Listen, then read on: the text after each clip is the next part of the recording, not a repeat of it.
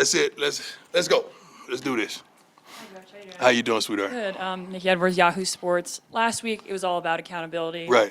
What is the message this week to maintain that winning momentum? Accountability, and we're going back to consistency in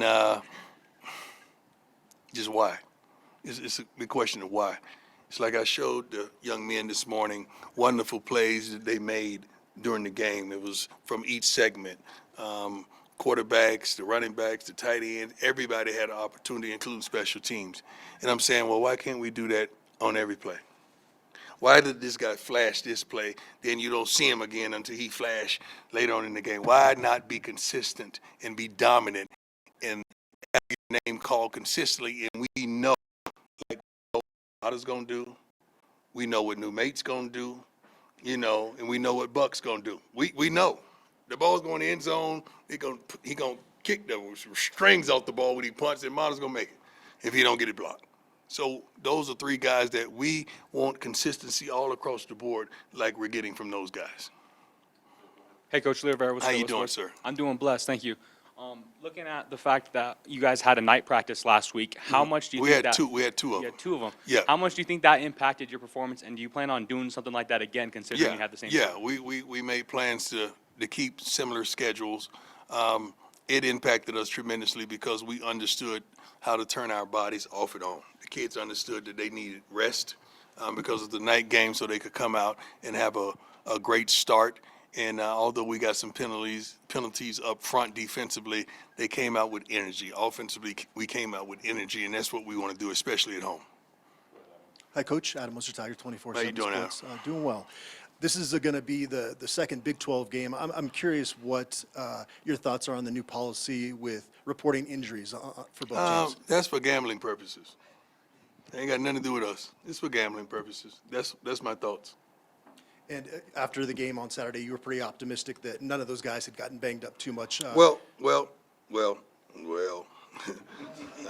You know, I cry to you before I lie to you. We're expecting Seaton the Nzai to play. Other guys, we don't know. DT and Simeon, we don't know. We're hoping to get back Swain as well. I don't know about Okanula. Did I say that right? Sammy. I just say Sammy. All right, it's just Sammy. Okay. And RJ, we don't know. But the two big linemen, we plan on seeing them. But we've made adjustments in the running back room as well. Hey, Coach. How you doing, sir? Good. Thank you. Thank you for taking the time. When you started this, you were talking about, Caden and his, 300 yards passing. Right. And we always look at the numbers, but there was a moment in the game where, after Michael Welch fumbled, you went up to him and kind of get his head back up. Is that kind of the things we don't see, or the leadership that Well, that's the gets things lost? that we want. That's the things that we desire. That's the things that, ain't too many people make a light of, but those are the things that a quarterback is expected to do. Those are the things that we're happy that we see. We're elated that we see.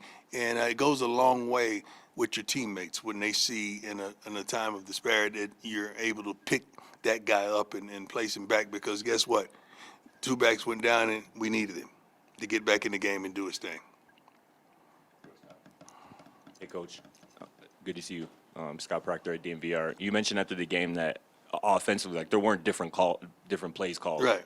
Now that you've gotten a chance to watch the film and whatnot, what was the biggest difference in the Caden that we saw week 1 and week 2 versus the one we saw on a Saturday night? Certainty. If you're going to run. If you're going to throw. Certainty, not, I don't know what I'm going to do. Running with a confidence like I'm running, not running, I'm going to get hit.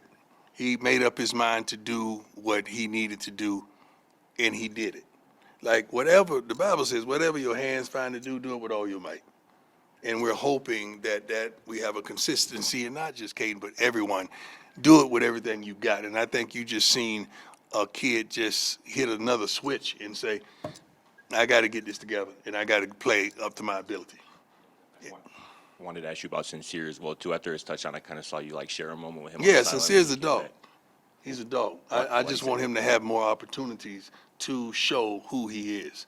I believe this is his last year, and I want him to shine like a Christmas tree, man, because that's how good he is. We just got to get him involved more in the offense and take more shots with him. But he's the kind of guy, if the guy backs off, you throw him a hitch, and now the guy got to come up and make that tackle. If he miss it, he might as well get ready to hear the band because they're going to be playing. Yeah. Ron Scholes from Ralph Report. Obviously, rematch from the bowl game. Right. I know it's an entirely different team, but does True. this one feel like it means a little bit more, or is it just business as usual this week? No, they mean a lot. Every game means a lot. This conference game means more. But, yeah, it's not like we ain't with that get-back stuff. I ain't with that get-back stuff. I'm with that let's get them stuff. So they played their butts off, kicked our butts in the bowl game. Now we have a whole new team. They have a similar team as well with up under new management, meaning quarterbacking. And it's a good team, well-coached team, disciplined team. We got to be a lot more disciplined, not some of the pass interference, the PIs that we had and the stupid penalties that we had, unnecessary roughness. We got to stop all that foolishness and play a consistent game, prayerfully penalty-free. Hey, Coach. Brian Howell, Boulder Daily Camera. A couple questions for you. You mentioned adjustment to the running back room. Is that going to be a way that maybe you get the ball in Draylon Miller's hands more? Well, we plan on doing some things. Okay. And then I want to ask you about Amari McNeil, who had a pretty good game this last week. And I know maybe didn't have the start to the season he wanted, but can you talk about just him and the way he played and bounced back a little bit? Amari is a guy that gives you a lot of energy in practice, and he gives you a lot of energy in the game. Sometimes technique may be an issue, but it's not because of lack of effort. He's a guy that wants to be a pro. He wants to be great. He wants to make plays, and he's learning to practice consistently in that manner. And when we see it at practice, oftentimes we see it in the game. And when we don't, we don't. That's just not just with him. That's with a multitude of the young men. But I'm one of the guys that stays on him quite a bit because I absolutely love him, and I want him to exceed all expectations and go to the next level. But I'm proud of him. I really am. He stood out in that room this past week. John Tarish, 9 News. Coach, you often have expressed a desire for your team to be more physical against those teams that bring a lot of physicality, like whether it be Georgia Tech or Right. BYU last year. How do you get them to be more physical? Well, you start at practice. You start by tackling, start by hitting, thudding, maybe not using your arms, not wrapping up, but getting there with your feet to practice getting there, period. Everybody's getting to the ball. Physicality is an attitude. Then it becomes the effort. But it starts with the attitude, then the effort. Hey, Coach, last week, something we haven't had a chance to talk about yet, but the Administrative Council for Division I voted to essentially eliminate the spring transfer portal window. And I was just curious now, with only one portal window, how does that change things for you and the way that you guys go about your business? We're going to go about our business like every other school. It's the same rules for everyone, right? So we're going to get what we want. We always do. And when we don't get what we want, that means somebody offered more money. That's it. We're going to scout the players, and hopefully we get the type of guys that's not coming here to play for money. They come in here to play because they want to play for the Colorado Buffaloes, and they want to play up under this team and how we do things and the consistency that we're on television and all that comes with it.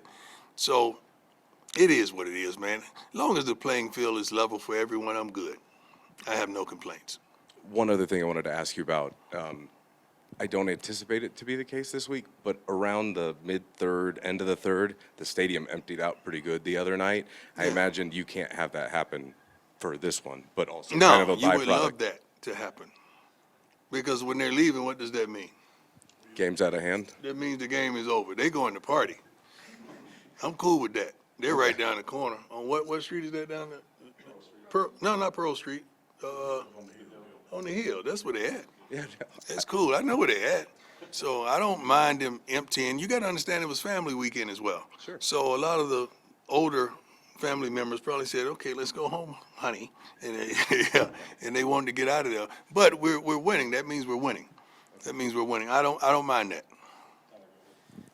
Hey, Coach, Tyler King with the Denver Gazette. You mentioned you're not viewing this as like a get-back game against BYU. Right. Obviously, you have a lot of respect for Coach Atake. No, I love him. And I love him that much. He's a great human being. and kind of what he's built at BYU. Do you hope with what you guys have built the last couple of years and what he's built that this becomes, or maybe it already is, kind of a marquee game that when BYU plays CU, that it's a game that Well, people want to watch? marquee games are based on wins. If a team is undefeated, that team is undefeated, it becomes a marquee game. You can't have a marquee game and you're not touted to be anything. So we haven't earned that respect as of yet, and prayerfully soon that we do. Coach Jack Carlo. How are you, Coach? Carlo. Well, that sounds like you're optimistic that Zaya will play this weekend, but on Yeah, Saturday, Zaya's going to play. Saturday, Yaya got in the game a little bit. Yeah. Yo-yo. That's one of my favorites. Yeah, just your thoughts on him. How cool was it to Well, see him on the first of all, he wants to change his name to Sanders. He really does, and that's no joke. He wants to change his name to Sanders. Everyone on the team knows that he's one of my favorites. Shiloh and Shador took care of him, looked out for him, treated him like he was the big little brother last year. I mean, he's on private jets. He's going to Vegas. He's going to Texas. He was everywhere. And he didn't have to reach in his pocket for a dime last year. He was taken care of well. So he wants to become a Sanders to continue that. I told him he got to earn that right. But I love him. I'm proud of him. You got to understand, he hadn't played a lot of football. So it was a fast pace, him digesting what football is all about. But he's working his butt off, and he's nothing to be played with when he gets in there. He does the job we ask him to do. And, you know, he gets in there tight end quite a bit on certain packages, and he does this thing. But he got in there as a guard last week, and he did well as well. I'm proud of Yo-Yo, man. You call him Yaya, we call him Yo-Yo. Yeah. Hey, Coach, Shane Holcomb, Scobo Sports. You talk a lot about changing mindset around here in Boulder, Yes, and you guys have a couple, marquee matchups, as you say, in the next couple weeks in Big 12 play. Do you see this as a proving ground moment this weekend against BYU?